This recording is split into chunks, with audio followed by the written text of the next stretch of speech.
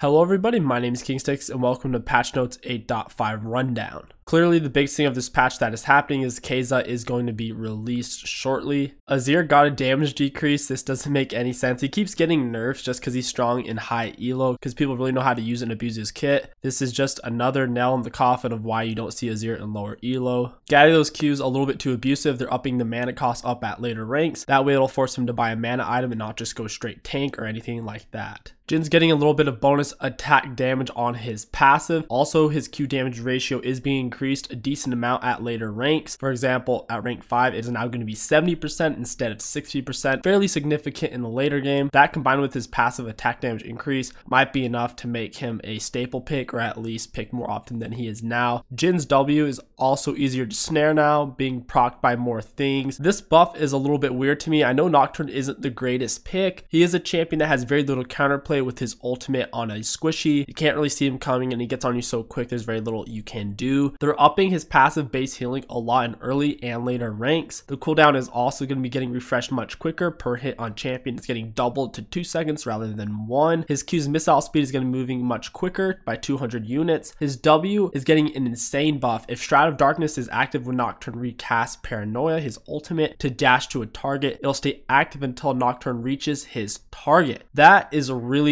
OP.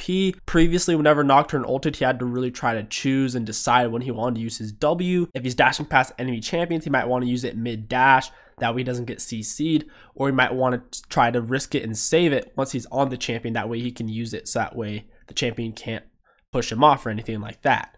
This is massive. Before, whenever I was like Alistar, I would just walk in between Nocturne and whoever he was ulting, because I would kind of figure out who he wanted to ult and I would headbutt him or just knock him up and ruin his ulti. So now that's not really possible. Nocturne's ultimate now as well lasts for 6 seconds, which is insane. It used to only be 4, so now he has 2 more seconds of darkness and 2 more seconds to recast his ulti. Huge buff to Nocturne. Expect seeing him a lot more, especially if his team already has a tank and the enemy team is squishy. Olaf is getting a buff. Granted, he wasn't that great. His E is getting a little bit extra true damage on it by increasing the attack damage it scales with. This is going to encourage Olaf to build more AD items rather than tank. The cooldown is also being reduced by 1 second. That's not really anything worth talking about. His ultimate is getting an interesting buff where the flat base attack damage is going down by a lot rank 1. I feel like this will hurt his early game. They're probably doing this to balance out his E buff. In the later ranks though, it will be a little bit stronger because Olaf's ultimate now has 30% of his total attack damage is bonus attack damage for the duration. So Olaf will be weaker when he's not on his ultimate, but when he is on his ultimate in the later ranks, he'll hit a little bit harder. Definitely a step in the right direction.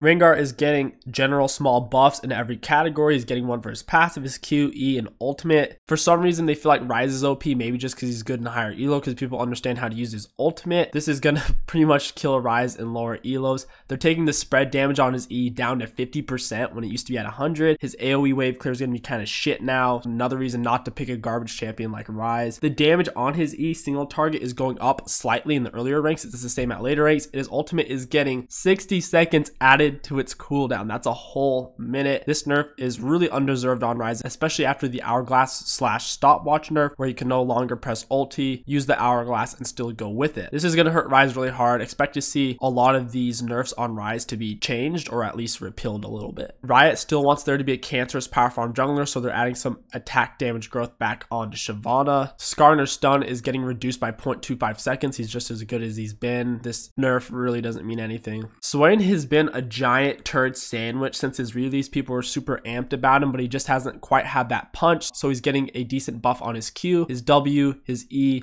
and his ultimate. If you wanted to play Swain, now is definitely the time to do it. Riot finally figured out that Tristana's base attack range was way too high. It was higher than a lot of AD carries and equal to many AD carries. Not as high as Ashe's and Caitlyn's, but still, it was middle of the pack to middle upper. Her base attack range, they're finally nerfing down to 525 from 550. Now champions like Ashe and Caitlyn will be able to poke her down a lot easier without Tristana being able to trade in her first couple of levels. Late game, her range is identically the same pretty much. Her rocket jump is getting a little bit of base damage. I guess they felt like, oh, she needed this passive nerf, so let's go ahead and give her a buff. I don't feel like this is very deserved. 25 bonus damage level 1 on her W is a pretty big deal in the early game. So if you camp your Tristana, it's going to be that much easier to get a kill. I mean, 25 extra damage level 1 is a pretty big deal on an ability. Not only that, but it's an AoE ability, so that's potentially 50 extra damage level 1. Riot overdid the Twitch nerf, so they're giving him back a little bit of his E base damage. This definitely helps out Twitch jungle and Twitch ADC. Twitch ADC I still wouldn't say is great, especially if the enemy bot laners know how to play the game. Volibear's E knockback duration is decreased. It was way too strong at letting him get away. Now that it actually moves champions away, I think this nerf was really needed. It sucks since Volibear still kind of sucks as a champion. This will allow more counterplay when trying to chase him down or run away. So basically, Zoe got a little bit of bonus attack range, which is actually a pretty big deal. 25 might not seem like a lot, but since she's pretty much mid lane only, having that extra range to last hit a minion or harass a melee enemy champion really does count. Her Q is going to be doing more damage than it was. It no longer applies sparkles. However, it now has a 0.6 AP ratio rather than a 0.2. And the more damage is essentially going to take place of fewer sparkles. So this was the old this. And now she gets higher AP scaling as well. The only nerf on her Q after this buff is the explosion damage is down to 80%. I feel like she could still one-shot enemy caster minions. She might not be able to one-shot enemy melee minions anymore though.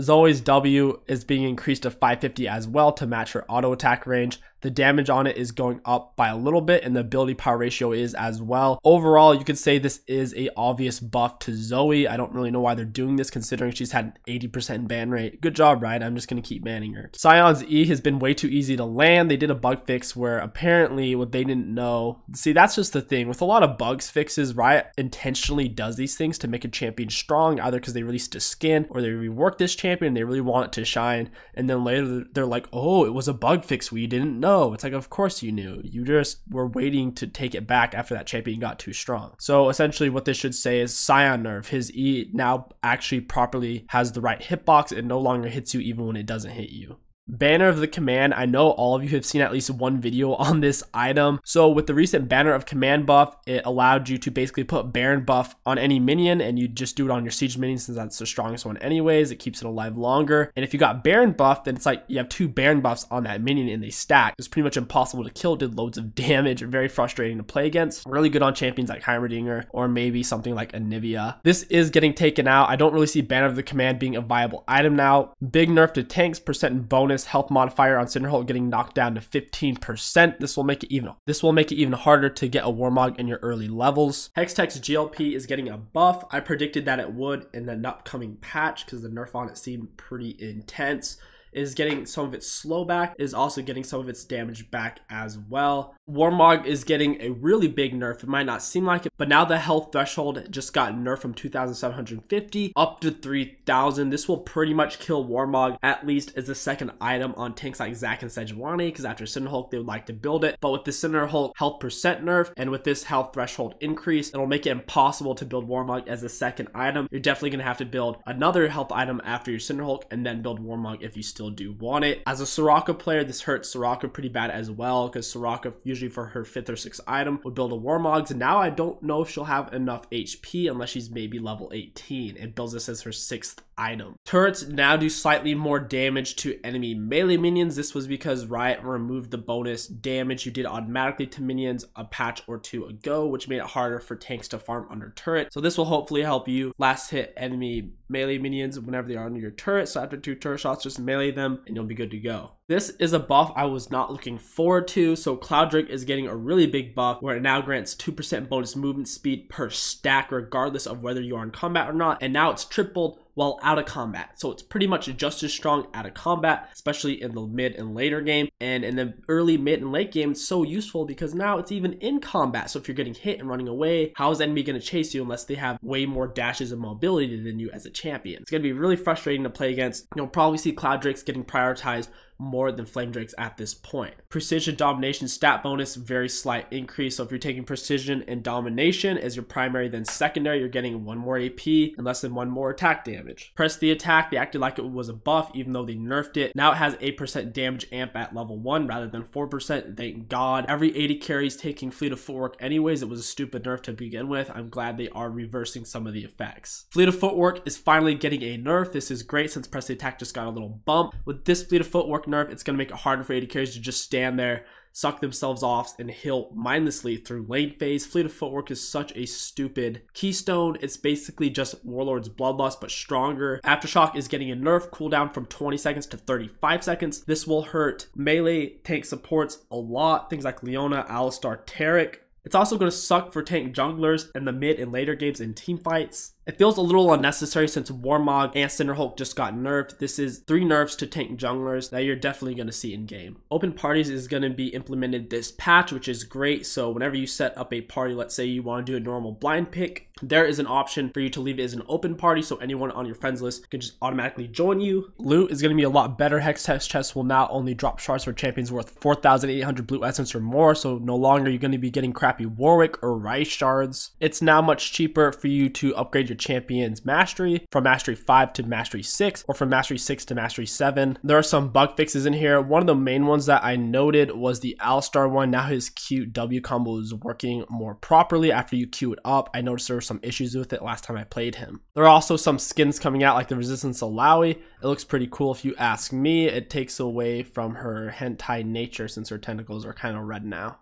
There are also some neat looking chromas coming out. We got one for the new Alawi skin. We also have chromas for Keza. We also got some chromas coming out for the Battlecast Cho'Gath. I mean, I think the Cho'Gath ones look pretty cool. If I had to guess, the ones you're going to see most often are the red, gold, and black one. I can't really see anyone playing the silver, blue, or purple. It doesn't make much sense. And that's going to wrap up this patch notes 8.5 rundown. If you guys enjoyed this video or want to support the channel, don't forget to like, comment, and subscribe. It really does help me out a lot. My name is KingStix. Thank you for watching, and I'll catch you guys next time.